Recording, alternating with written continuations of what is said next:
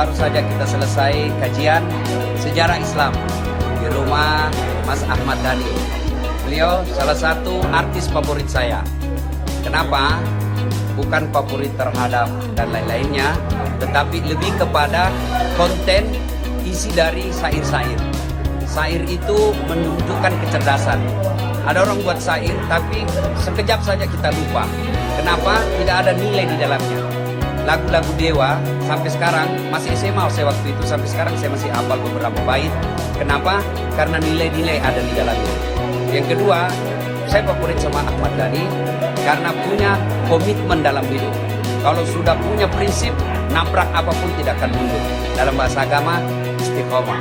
Dan yang paling saya kagumi, laki-laki tahu dia. Pejantan tangguh. Assalamualaikum warahmatullahi wabarakatuh.